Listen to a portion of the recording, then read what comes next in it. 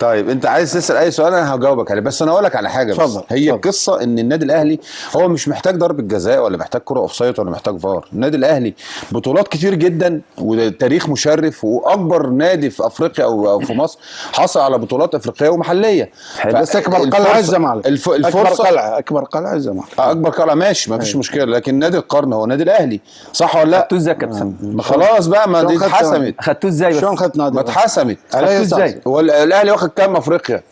انت تحسبها كده يعني 7 بطولات. لا قبل الاهلي واخد كام؟ قبل القرن ده كانت 7 قدام الاهلي واخد التسعه. كام؟ كانت 7 قدام التسعه. لا دلوقتي بكام؟ لا دلوقتي الاهلي خلاص في القرن الجديد ولا 11 في القرن الجديد ده انا مش مختلف معاك. 12 صح ولا 11؟ كيفك اللي تبي. طيب ما مش مشكله. 12 11. الزمالك واخد كام؟ 6 5. مين ال 12 اكتر ولا 5؟ يعني بالرقم يصير نادي القرن. طب ما انت هنعمل ايه طيب؟ لا لو هي كده يا كابتن سمير، لو هي كده خد بالك احنا بنتكلم على القرن اللي فات.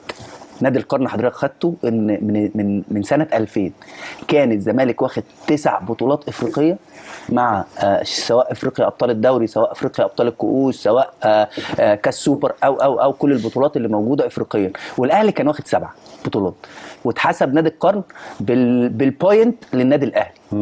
انما دلوقتي النادي الاهلي لو هينهي بالشكل اللي هو شغال بيه ده، لا هو نادي القرن بتاع القرن ده. انما القرن اللي فات نادي الزمالك كان واخد 9. هي اخر بطوله نادي الزمالك واخدها كانت 2002 الشامبيونز ليج الافريقي. 2002 انا بقول. طب كام سنه؟ 2002 22 سنه او 23 سنه. يعني نادي بقيمه نادي الزمالك، وانت راجل زملكاوي وكابتن طارق كابتن نادي الزمالك، نادي بقيمه نادي الزمالك وجماهيره ولاعيبته وكل الكلام اللي بيتقال عليه ده بقى له 22 23 سنه. ما يخلونا ليه؟ تعرف طب سنه 2 3 مش 22 23 سنه. ما في حاجه اسمها مجهود لاعبين، في مجلس اداره، في صفقات، في جماهير بتساند، في حاجات كتيره قوي. ده اللي انا اقصده.